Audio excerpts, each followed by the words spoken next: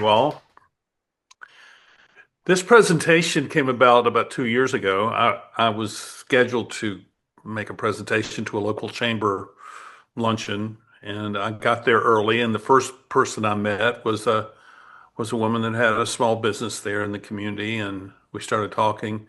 And I realized that what I had to say that day was not very relevant to where she was. And what she needed was a better way to find clients.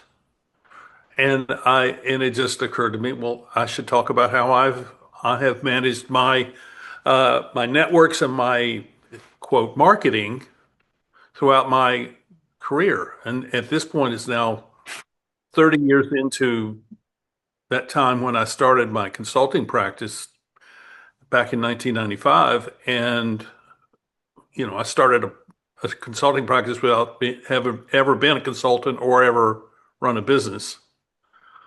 And so what happened was we had been living in West Virginia. I had been working at a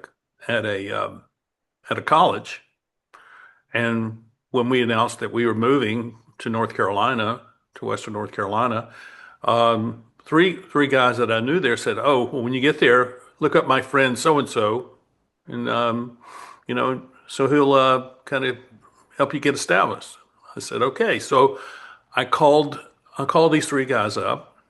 I said, "Hey, I'd like to come tell you a little bit about what I want to do and why I'm here." And then and so that's what happened. I went and I said, "I'm interested in supporting people and their families and their organizations to strengthen the community." And then I said this phrase, and you need to keep this phrase indelibly imprinted upon your brain, because this is the money statement, the money question. I asked them, "So who do you think I need to know, and would you introduce me? Now that you know who I am and what I'm interested in doing, who do you know that you think I should know, and would you introduce me?" And these three guys gave me between 10 and 15 names and phone numbers. And I called all those people up, went through the same thing. "This is who I am. This is what I'm interested in doing. Who do you know that you think I should know, and would you introduce me?" And and that's all I've ever done over the last 30 years to find work. And that idea became embedded in my podcast, the Eddie Network podcast. So I asked people, "Who do you know that you think I should know, because they would be a good person to have on my podcast?" And some people give me one or two names, and one fellow gave me 10 names, and I invited all of those people on. And this whole idea of networking through introductions is really significant. And it's significant because what we're banking on is a kind of like a triangle. There are two of us on this triangle that know each other, but that person up here, I'm here, that person up here also knows someone over on this side. Let's get this straight. There you go. This side also knows this person. So what they're doing is they're going to bridge this between my thumbs. This is a bridge between the two people who did know each other. And in network theory, that's called a structural hole. And in network theory, we're talking about bridging that hole. And so now the three of us have a relationship.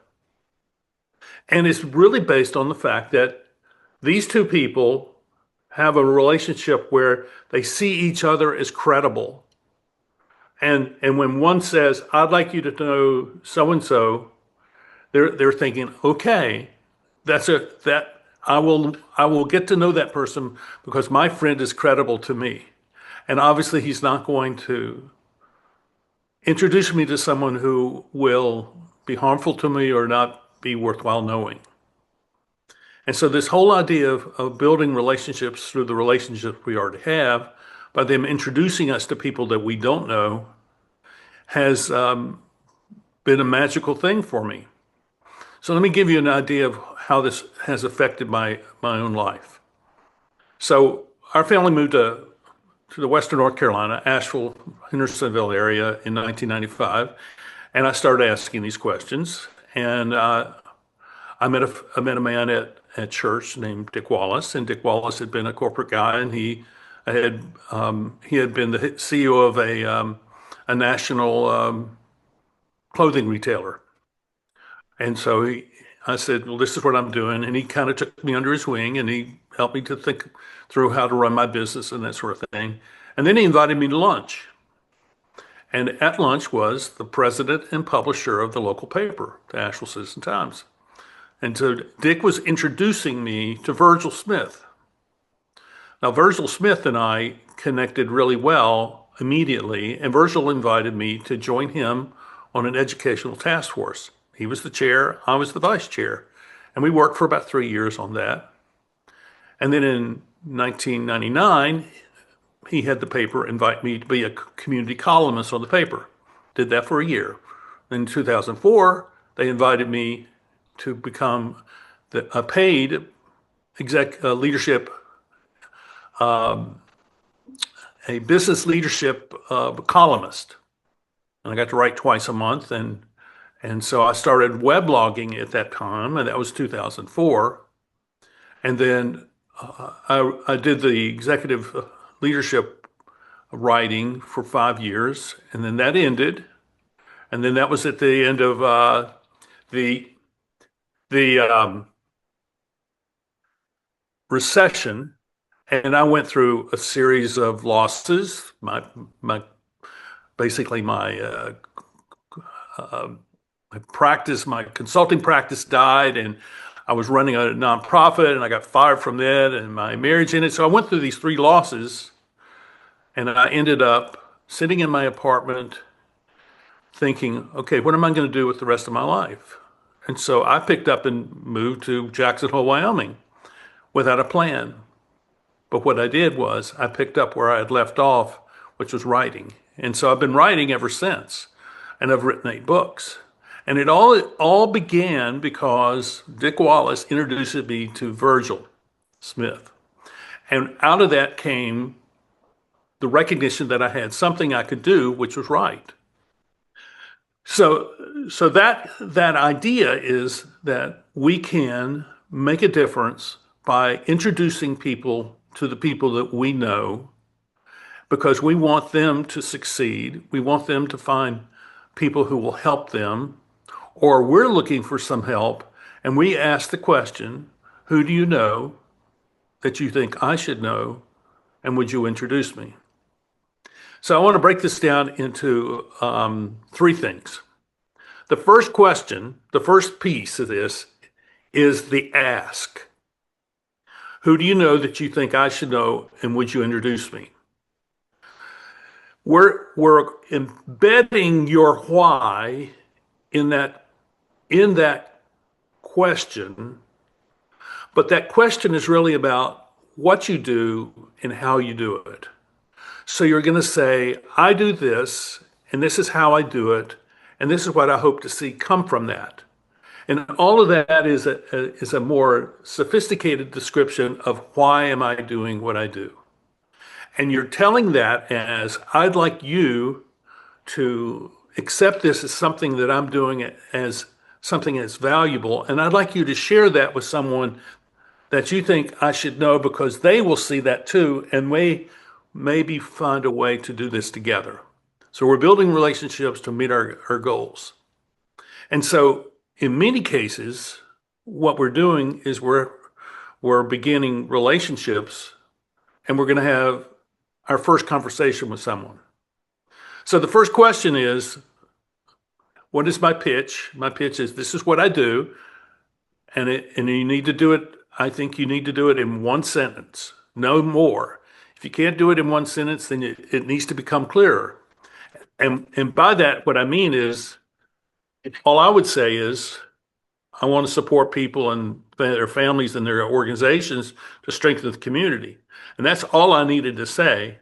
And whatever they thought that meant was fine with me, because I could adapt to whatever they thought, and I could adapt to whoever they're introducing me to, and I could say, I can help you do that. And so we're learning how to, I think in this process, we're learning how to adapt ourselves to whomever we're talking to. And we're learning to say, I have something to offer, but I would like to be in relationship with you first. So the second part of this is the first question. The first part is to ask. The second part is, what is your why? And your why is, this is what I want to do. I want to support my community by helping people in their organizations, their families get better. Later on, that went deeper.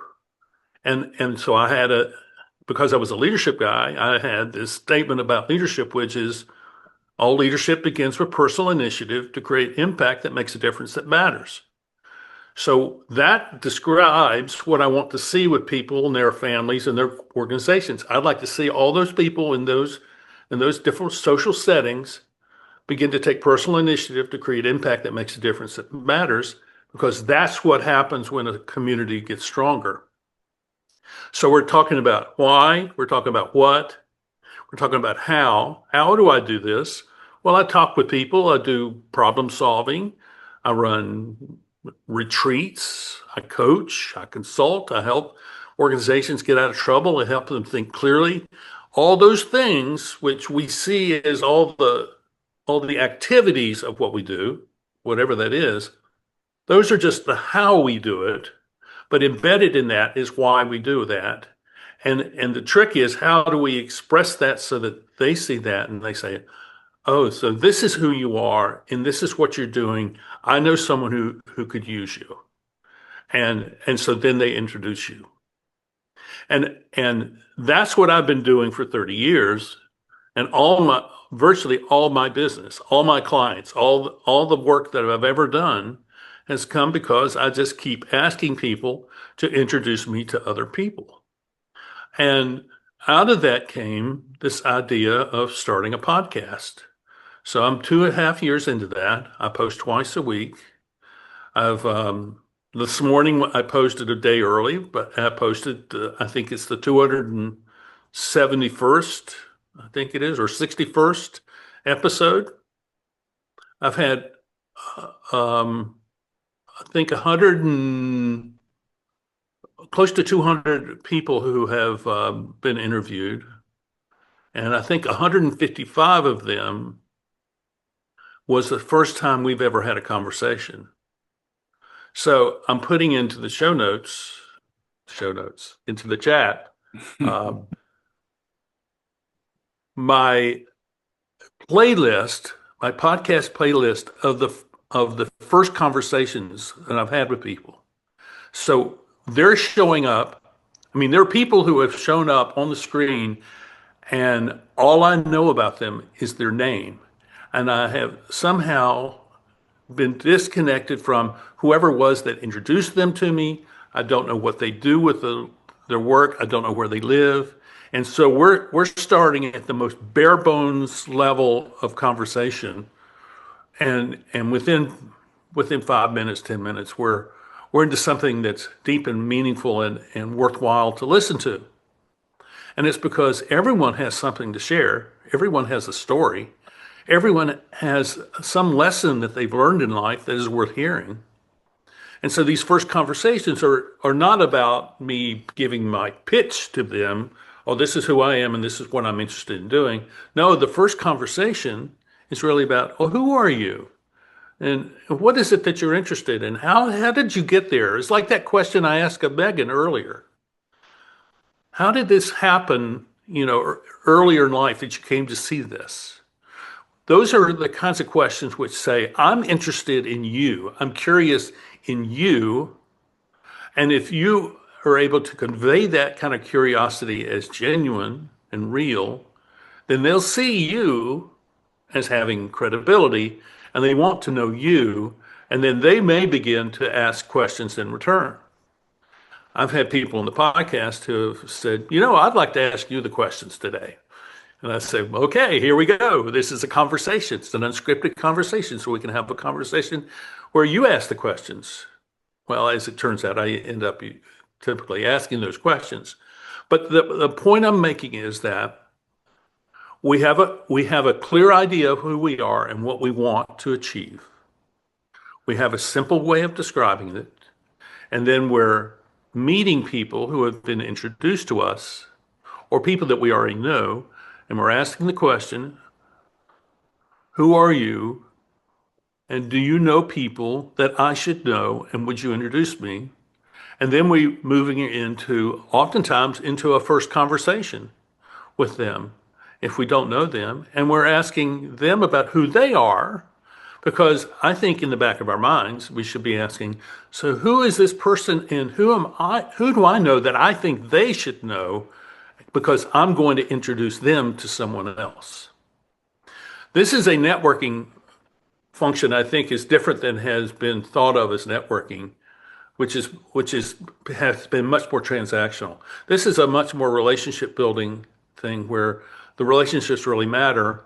And all these people that I've had on my podcast, I guarantee you I can reach out to them today and say, hey, can you give me an answer to this? I have a question about the world that you're in. Can you help me with this?